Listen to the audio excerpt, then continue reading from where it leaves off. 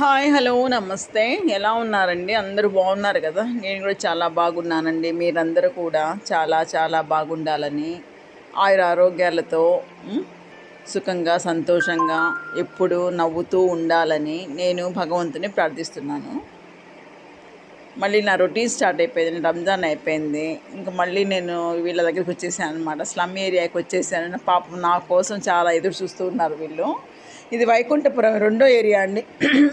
మొన్న సారీ అండి, మొన్న వెళ్ళింది ఒక పక్క అనమాట. ఇది వేరే పక్క. అంటే ఈ పక్క వాళ్ళు ఆ పక్క రాలేరు అన్నమాట, చాలా దూరం. అందుకే నేను ఒక్కొక్క ఏరియా పంచుతుంటాను. ఎంతమంది వచ్చారు, ఎంతమంది చూడండి అసలు, ఎంతమంది వచ్చారు. అసలు వాళ్ళు ఎండ అయినా కూడా అసలు వాళ్ళకి ఏమి ఎండ అనేది ఏమి ఉండదండి. చూడండి ఎంత ఎండమ్మా, 43 డిగ్రీలు 44 డిగ్రీలు. ఈరోజు అయితే 44 డిగ్రీలు ఉన్నట్టుంది ఎండ. అయినా కూడా ఎంత ఎండలో కూడా వచ్చేస్తారండి పిల్లలు. ఆ చెప్పులు ఉన్నాయి చూడండి, ఒక్కరికన్నా ఉండవు, చెప్పులు కూడా ఉండవు. అందరూ ఆ ఎండలో నడుచుకొని వచ్చేస్తారు. అడుగుతున్నారు, ఏమ్మా మీరు ఎక్కడికి వెళ్ళిపోయారు ఇన్ని రోజులు అని అడిగారనమాట. అందరూ అడుగుతున్నారు పాపం. అంటే చాలా రోజులు అయిపోయింది కదా, ఒక నెల నుంచి ఆ పక్క వెళ్ళలేదు కదా. నేను అప్పుడప్పుడు వెళ్తూ ఉంటాను కదా, వారానికి ఒక్కసారి వెళ్తూ ఉంటాను. ఈరోజు అన్నదాన కార్యక్రమాన్ని నిర్వహించిన డాక్టర్ జానీభాయ్ గారికి కృతజ్ఞత తెలియజేసుకుంటున్నాను. వారు వారి కుటుంబ సభ్యులు ఆరోగ్యాలతో సుఖంగా సంతోషంగా ఉండాలని, వాళ్ళ కోరికలన్నీ నెరవేరాలని, పిల్లలు బాగా చదువుకుని అభివృద్ధిలోకి రావాలని నేను భగవంతుని ప్రార్థిస్తున్నాను.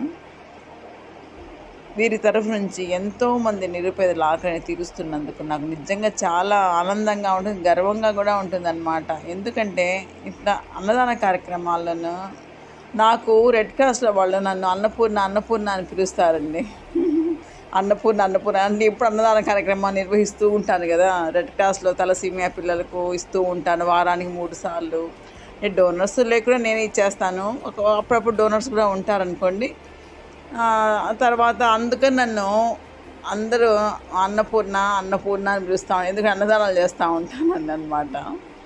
అట్లా భగవంతుడు నాకు ఒక మంచి అవకాశం ఇచ్చాడండి. నిజంగా నాకు ఎంతో ఆనందంగా ఉంటుంది, గర్వంగా కూడా ఉంటుంది. ఎంతోమంది ఆకలిని తీరుస్తున్నాను నా చేతులతో. ఎక్కడో ఉండి మన సంస్థ తరఫున పేదవాళ్ళ ఆకలిని తీరుస్తున్న ప్రతి ఒక్కరికండి నేను పేరు పేరున కృతజ్ఞత తెలియజేసుకుంటున్నాను. అది నా చేతులతో వెళ్ళి నాకు పంచితేనే నాకు తృప్తిగా ఉంటుంది. ఎంతోమంది ఆకలిని తీరుస్తున్నాను, ఇంకా ఎంతోమంది ఆకలి తీర్చాలి. నాకు భగవంతుడు శక్తి ఇవ్వాలని, ఎంతోమందికి ఇలా సేవ చేసే అదృష్టం దొరకదని నా అభిప్రాయం అండి. ఎంతోమంది నిరుపేదల ఆకలిని తీరుస్తూ, నిరుపేదల అవసరాలు కనుక్కొని వాళ్ళ కుట్టు కానీ, హెల్త్ ప్రాబ్లం ఉంటే వాళ్ళకు మనీ రూపంలో కానీ, పిల్లల చదువుల కోసం కానీ ఎంతోమందికి నా సంస్థ తరఫున సహాయ సహకారాలు అందిస్తుంటాను. ఇంటర్లో మంచి మార్కులు వచ్చాయని నాకు 2 ఫోన్లు చేసి చెప్పారండి. 2 ఫోన్లు చేసి చెప్పారు, మేడం మీరు ఫీజు కట్టారు కదా, మా పాపకు బాగా ర్యాంక్ వచ్చిందని ఫస్ట్ ఇయర్లో. అదే అన్న, మా సెకండ్ ఇయర్లో కూడా నేను తప్పకుండా కడతాను, మంచి మార్కులు వస్తే మనం తప్పకుండా కడతానని చెప్పాను.